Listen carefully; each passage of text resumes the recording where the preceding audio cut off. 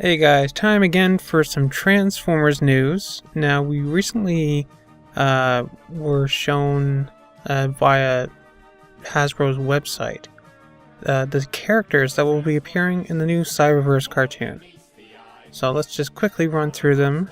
So obviously for the Autobots, we have Bumblebee, Optimus Prime, Windblade, Grimlock, Wheeljack, Ratchet, Hot Rod, Prowl, and Blur. And for our Decepticons, we have Megatron, Thundercracker, Starscream, Shadow Striker, Shockwave, Slipstream, Soundwave, and Acid Storm, oddly. Now, I've noticed something about these lineups. For the Autobots, as is usually the case, most of them are cars. Like Bumblebee's a car, Wheeljack, Ratchet, Ratchet's kind of a van, but we don't know what Ratchet is yet, but I'm assuming he's got some kind of van. Hot Rod, Prowl, and Blur are all obviously cars. And the Decepticons are obviously, half of them are jets. Acid Storm, Slipstream, Starscream, and Thundercracker are obviously all Seeker jets.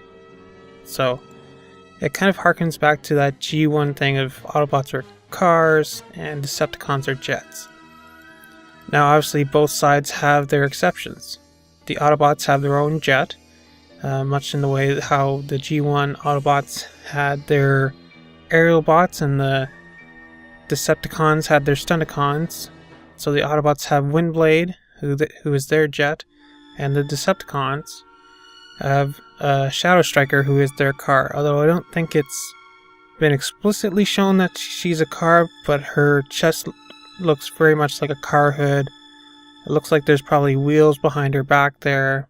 So, another thing I've noticed, and again, this is also kind of relates to G1. They've gone for a very G1 theme with the characters here. But I've noticed like a lot of the Autobots are a warm color scheme. A lot of them have red. I think all of them have red on them outside of their Autobot symbol, of course. To some slight degrees, but a lot of them seem to have like this kind of like warm color scheme, while the Decepticons for the most part have this more cooler color scheme. You know, like typically you have cool color schemes, stuff like blues, definitely maybe some greens, some purples tend to be on the more cool side, and then your warm color schemes are stuff like red, orange, yellow, certain more violet colors of purple. You know, it all depends on which side of the color spectrum you're on, but it definitely seems like the Autobots are on the warm side of the spectrum and the Decepticons are on the cool side of the spectrum. I've also noticed that each side, in addition to having one character with the other faction's typical alt mode, each side also has one, let's say, non-vehicle transformer. Obviously the Autobots have Grimlock, while the Decepticons, as we've seen through the toys at least, have Shockwave, who is some kind of quadrupedal walking spider tank kind of thing. Not too dissimilar to the, oh god, what were they called? Those like Insecticon drones from Cybertron. The Cybertron series. What were they? They were like the Rumble and Frenzy colored ones. You know what I mean. So it's not too dissimilar to that. Maybe a mix between that and his animated alt mode. But yeah, he's not quite a tank. He's more of like a walking spider tank. I also find it interesting, and I may be reading way too much into this, but the Autobots only have one female bot, while the Decepticons have two. And I can't recall a time where the Decepticons had more females than the Autobots. I mean, the closest I can think of is maybe animated, because they had Black Arachnia, but really she kind of went off and did her own thing after the first episode.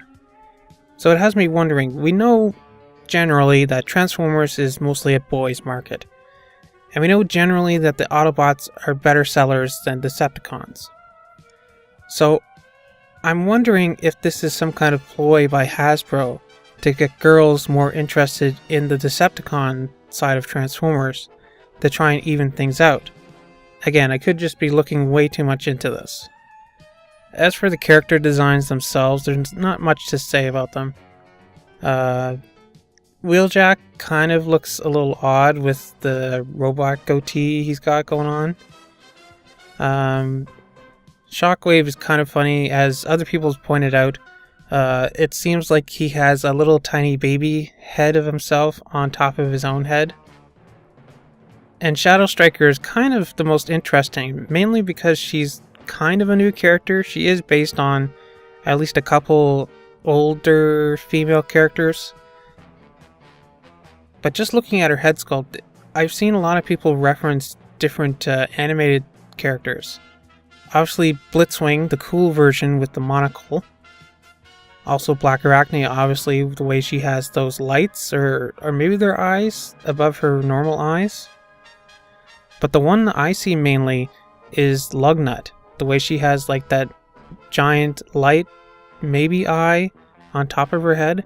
And then she has the two other pairs of eyes, much like animated Lugnut has. So it's weird that she's kind of a fusion of all three of those kind of secondary Decepticons from animated, not including Starscream and Megatron, obviously. But yeah, not much else to say about these. Obviously, all we've gotten are just some cropped shots of their robot modes. I'll be interested to see what they do with the actual cartoon, because the toys are doing nothing for me so far. But until next time, that's it for me. Ciao.